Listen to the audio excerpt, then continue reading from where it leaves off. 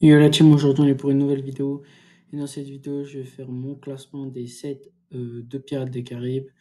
Donc Pirates des Caraïbes ils ont seulement 17, donc au final ça revient à faire un top 10, sauf que là c'est un classement vu qu'il y a seulement 17. Donc allez, c'est parti.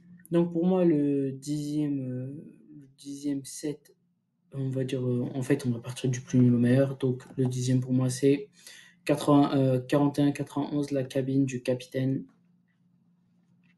Donc la cabine du capitaine, franchement, c'est un super set. Les figurines, elles sont super bien faites.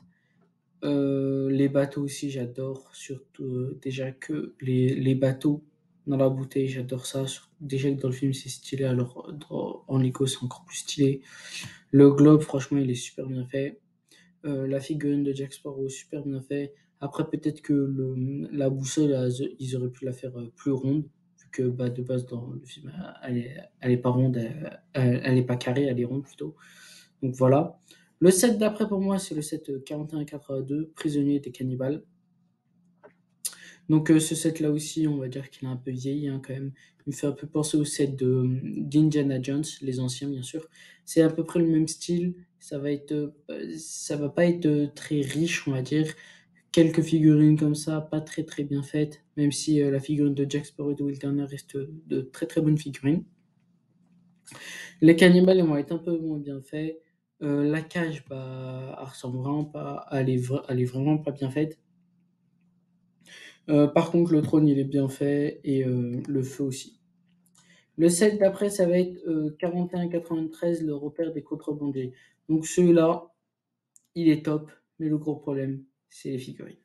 Les figurines, ça va être le gros problème du set. Jack Sparrow, il est stylé, mais le reste, c'est horrible. On dirait des figurines de 2002. Les figurines là sont vraiment horribles pour le coup.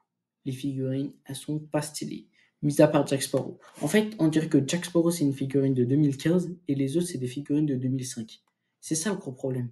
C'est qu'il y a il y a une grosse différence et je trouve que c'est vraiment catastrophique. Sinon, le set en général, il est vraiment stylé. Ensuite, 41-81 de l'île de la Muerta. Donc, vous connaissez, on connaît ce set, il fait référence au climax de Pirates des Caraïbes 1. Donc, j'aime bien les figurines parce que déjà, on va avoir Barbossa en humain, et aussi on va l'avoir en squelette. Jack Sparrow, par contre, ils n'ont pas fait ça, ils l'ont mis directement en squelette. Après, le trésor, ils auraient pu un peu l'agrandir, hein. Après, le reste, ça va, ça reste correct quand même, c'est assez stylé. Après, bon, ça aurait pu être mieux. Les figurines, ça va, elles ont pas très très vieilli, même si non, les figurines, elles ont pas très très vieilli. Mais bon, ils auraient pu faire mieux en 2011 quand même. C'est pas si vieux que ça. Donc le set d'après, c'est le set 41-92, la fontaine de jouvence. Donc la fontaine de jouvence, c'est une masterclass. Les étiquettes derrière, ça représente vraiment de l'eau et j'adore ça. En fait, on dirait vraiment de l'eau et j'adore ça. Le sabre de Barbe Noire, masterclass. Barbossa, masterclass. Jack Sparrow, masterclass. Rien à dire. Le set d'après, c'est la baie du Cap au White Capet.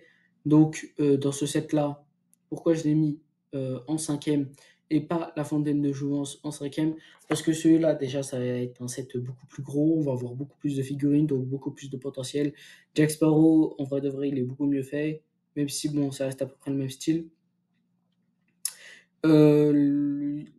La tour, elle est super bien faite, franchement. Les barques et ça, j'adore. Les figurines, elles sont super stylées. Franchement, rien à dire. Donc c'est pour ça que je l'ai mis bon, avant la fontaine de jouvence. Le set d'après, c'est le duel sur la roue. Donc ce set-là aussi, masterclass, franchement.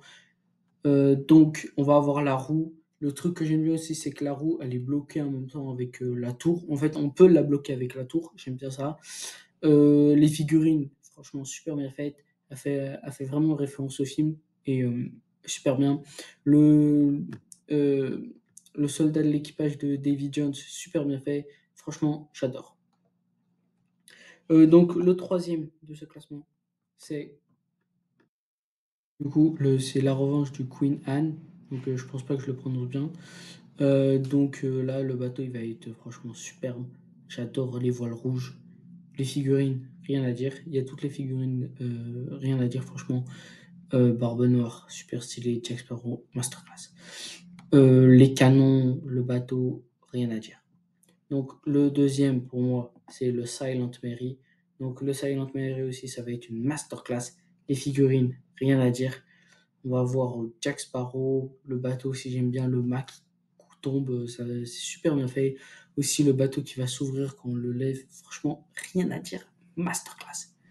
Le dernier de cette vidéo est le top 1 de tous les 7 Pirates des Caraïbes, vous vous en doutez sûrement, c'est le Black Pearl.